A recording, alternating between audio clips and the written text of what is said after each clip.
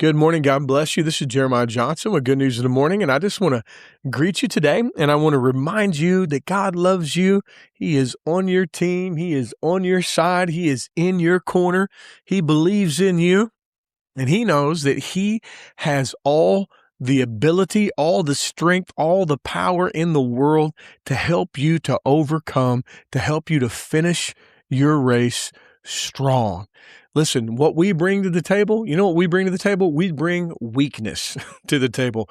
We bring mistakes to the table. We bring not being strong enough, not being smart enough, not being wise enough, not having enough. But our God, our shepherd, our good shepherd, He said that my strength is made perfect in your weakness. So if you are He said, my grace is sufficient for you. And so I want to encourage you, no matter what you're facing, God has the ability to bring you over, to help you to overcome, to help you to take care of that and take care of that situation. Now, you don't do it in your own strength. Come to the Lord in a place of rescue. You know, there's a powerful scripture in the book of Isaiah. It says that they that wait upon the Lord shall renew their strength. They shall mount up with wings as eagles. They shall run and not be weary. They shall walk and not faint. That word renew in the Hebrew would be better translated as change. It's changed. They that wait upon the Lord, those that trust in the Lord shall change their strength. You know, you're not flapping around like a nervous chicken. You're soaring like an eagle. There's a difference between the way that a chicken flaps its wings and an eagle soars. You know, an eagle is functioning in the law of lift, and that airflow is hitting its wings, and it's not in a frantic state of trying. It's actually just leaning back into the way that God designed it, and it's soaring. It's allowing the wind to do the work. And so you may be in a situation that's too strong for you, too great for you. It might be a relationship thing, financial thing, health thing, protection thing, maybe, you know, your kids or your parents or whatever. But I'm telling you, God has the strength to put you over. And so you say, well, Jeremiah, how do I access this? Well, man, you just come to the Lord, you know, and you just be like, God, I can't do this, but I know you can. It's a very, very simple, easy prayer. You know, some of our most effective forms of prayer are not these, you know, these long, you know, verbose prayers that are filled with all these words and stuff like that. Just something very simple and honest from the heart. And that is truly the mantra of the grace of God. It's like, you know what? I can't do this, but I know you can. And, you know, Paul was facing some big time challenges. And the Lord said, my strength's made perfect in your weakness, but my strength, you know, your weakness is not what disqualifies you. My grace is sufficient for you. And, you know, I here recently, I was in a situation where I was in a tough situation. And, you know, I think I said on yesterday's broadcast, if you were tuning in, you were listening, but we just did a youth camp down in Alabama, and we, you know, just launched a new youth camp, and man, we had 80 people at our first launch, and we had 12 baptisms, and kids' lives just forever changed, tons of ministry, just amazing things that really can't be measured in numbers. But I can remember that it was and it was so hot in Alabama. My goodness, man, the humidity and the heat down there was crazy. And I can remember it was the final night, and I was going to be the speaker that night. And, you know, we really were anticipating something very powerful to happen, you know, with the children, you know, and you know, I'm not talking about just preaching a sermon. I'm talking about them experiencing the presence of God, experiencing the power of God, being set free, you know, from shame, from addiction, from, you know, pornography, eating disorders, and just, you know, insecurity, and just all these types of things. And, you know, no human can really bring deliverance to people. Humans don't have the ability to do that. So we need God to show up, and we need God to show up big time. And so, you know, it was my time to speak, and I was exhausted. I'm talking about, I was so tired. I don't remember when I felt that tired. And we had spent the day on the lake. We'd spent the day, some of the day in the pool, and the sun and the activities had just completely just sapped my strength. And, you know, cause I want to be with the kids. I want to spend time with them. I want to play games with them. I want to laugh with them and talk to them and hang out with them. You know, that's very important when you minister to young people, really to everybody, but especially to young people. You know, they get monologued all the time. And a good portion of ministry just being around them to where they trust you and they realize that you actually care about them. And so, we'd spent the day doing that and spent a few days, doing those things. And I was just so tired and I was really concerned because, we have this meeting this night and where everyone's anticipating something really powerful to happen. And I don't feel like I can even read a newspaper out loud, let alone, minister in the power of God and all these types of things. And I was in a real place of humility, honestly. But what's awesome is, the things that I'm teaching, this is not just like knowledge and information, like this is life. This is life. And so, I was back in my room and I was just told everybody, hey man, I need some time. And I was just before the Lord and I was praying and I felt so tired the whole time. And then 10 minutes before the service was about to start, I felt this overwhelming sense of the presence of the Lord just come on me and strengthen me. And it was a very unique moment for me. I mean, I've had the Lord strengthen me many times. And because I really can't do anything without him at all. And that is not an understatement. That's the absolute truth. But I don't know when I've ever felt physically weaker and just emotionally and just spent. And then he just came and he strengthened me. And in 10 minutes time, it was like, okay, I'm ready, man. And it was an important time in my life because, and I've had this happen many times, but every time something like this happens to us, it's important because at the end of the day, folks, we are not enough.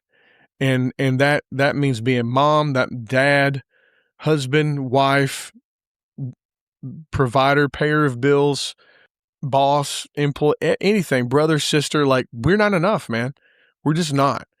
And especially the life that God has for us. And when you bring your weakness to God and be like, I can't do this, but then he says, okay, I got it. I'm going to do it. And that's exactly what happened. And in short 10 minutes time, the Spirit of the Lord came on me. He strengthened me. We had tremendous, powerful service, very unique service, very, Spirit led and just children just weeping in the presence of the Lord and just functioning in the power of God and the gifts and just an absolute awesome, just blowout service. It was our last night. People encountered God, people who initially, didn't even want to encounter God and who were just there and God just took down the mask and loved on people.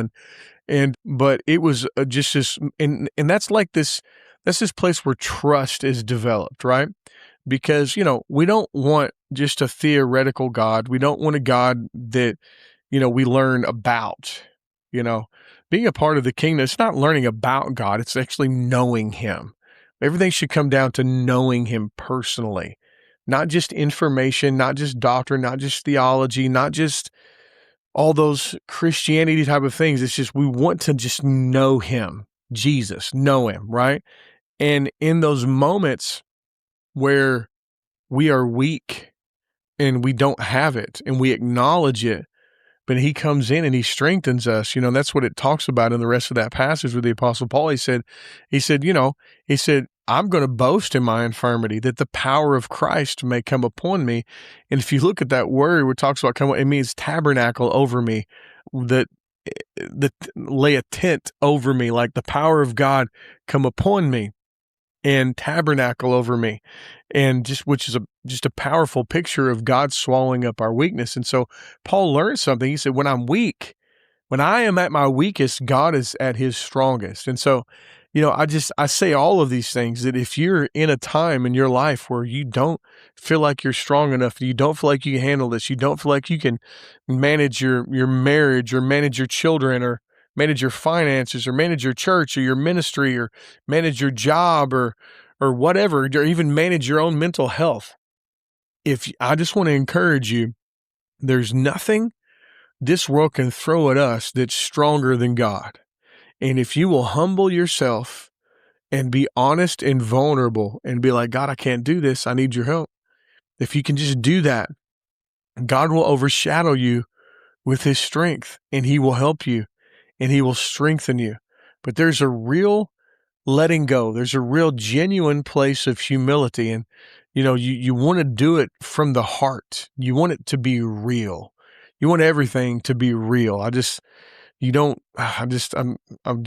to teach people this so much, like, let it be real, like something genuine and from your heart. We live in a world where we learn how to be fake, and we learn how to say all the right things and go through the motions, and we're just functioning in our brains, kind of going through the motions of life, but it's not really from the heart. And that's why you want to develop honesty, transparency, and vulnerability in your personal relationship with God, so that what you're doing comes out of the heart. And that's why it's so important and I say this all the time, and it's not a real popular thing that I teach, but it's true. You don't want to lie. You don't ever want to lie. Lying teaches your own heart not to trust you. You want to live out of truth and genuineness and honesty. And so if it comes out of your mouth, it's the truth. That's how we learn how to live out of our hearts. See, because if we're not really living out of our hearts, and we're functioning in falsehood or lying or even just being fake, what happens is your heart has the ability to condemn you even when God is not condemning you. And that's when we're not really learning how to do that. And I spent a good portion of my life as a liar, and as someone who never told the truth, and I wore a million masks, and because I thought that that was what was going to get me what I wanted. So I learned how to lie, I learned how to cheat, I learned how to steal, and all these things. But what I did was I lost the ability to really be honest with myself and transparent and vulnerable, live out of the heart. Now, over the years, God has taught me how to do that. And now I cherish it so much that it is more valuable than anything to just truly live out of your heart, just be yourself and be real, to where you're not wearing a mask, you're not just going through the motions, but your yes is yes, your no is no, and what you say comes from your heart, because those are the places of real power with God. God's a heart God, and God hears the cry of our heart.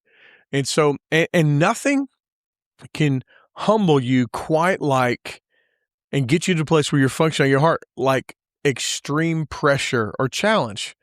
I always say, every time we come to the end of ourselves, it's really a beautiful place of growth. Now, it's never fun. The valley's not fun. Challenges aren't fun. But man, when you're at your wit's end and you don't have another option, and you cry out and call upon the name of the Lord from a genuine heart place, there's power in that, man.